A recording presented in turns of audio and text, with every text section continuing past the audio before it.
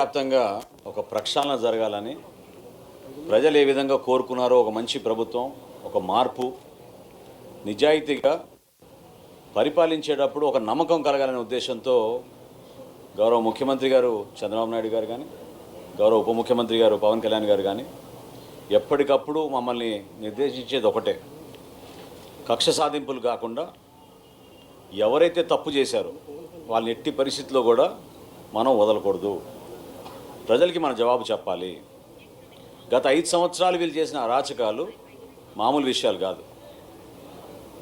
ప్రభుత్వం నుంచి మీకు ఒక బాధ్యత అప్పచెప్పి ప్రజలు మిమ్మల్ని ఎన్నుకొని కీలకమైన శాఖలు పదవులు ఇచ్చినప్పుడు మన సమాజానికి ఎంతో బాధ్యతతో పనిచేయాలి, విలువలతో కూడిన రాజకీయాలు చేయాలి.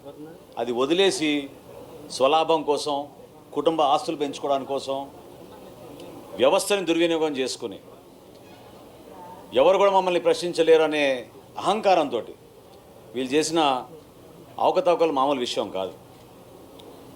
ఎప్పుడైతే సివిల్ సప్లైస్ డిపార్ట్మెంట్లో ఒక ప్రక్షాళన జరగాలి, కొన్ని పొరపాట్లు జరుగుతున్నాయని మా దృష్టికి వచ్చినాయో, రాష్ట్ర వ్యాప్తంగా ఒక వీడియో కాన్ఫరెన్సు నవంబర్ 26వ తారీఖున రాష్ట్రంలో ఉన్న ప్రతి గోడౌన్లో ఉన్న యాజమానిని, అక్కడున్న మా డిస్ట్రిక్ట్ మేనేజర్ని, జాయింట్ కలెక్టర్ని మా పౌర సరఫరాల శాఖ నుంచి మా ఎండి గారు ఒక వీడియో కాన్ఫరెన్స్ ఏర్పాటు చేసి, రేపు ఉదయం నుంచి మీరు ప్రతి బస్తా లెక్కపెట్టి ఆ గొడవల్లో రిపోర్ట్ మాకు అందించాలని చెప్పి ఆదేశించడం జరిగింది.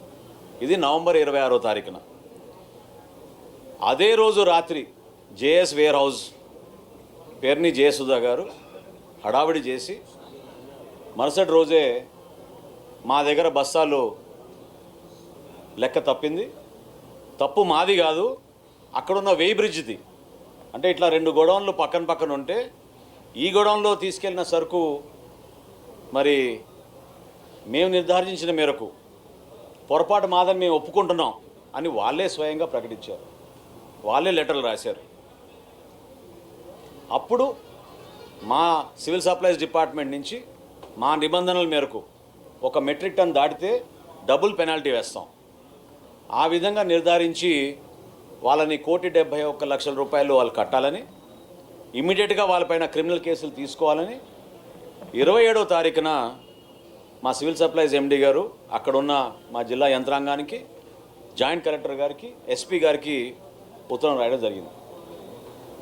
ఆ రోజు నుంచి కూడా వీళ్ళు సహకరించలేదు. నోటీస్ ఇచ్చి మీ గోడౌన్ని మేము వెరిఫై చేయడానికి వస్తున్నామని జాయింట్ కలెక్టర్ గారు పంపిస్తే వీళ్ళెవ్వరు కూడా అక్కడ లేరు, సహకరించలేదు. చివరికి పంచనామా చేసి పోలీసుల సమక్షంలో గోడౌన్ తాళాలు పగలగొట్టి లోపలికి వెళ్ళి వెరిఫై చేసి రికార్డ్స్ అన్నీ కూడా సీజ్ చేయడం జరిగింది. మా దగ్గర ఉన్న లెక్కలు, అక్కడున్న స్టాక్ రిజిస్టర్లు, పక్క గోడౌన్లో ఉన్న స్టాక్ రిజిస్టర్లు ఇవన్నీ చెక్ చేసిన తర్వాత జాయింట్ కలెక్టర్ గారి రిపోర్ట్ మేరకు 378 మెట్రిక్ టన్నుల బియ్యం అక్కడి నుంచి మాయమైంది. దీనికి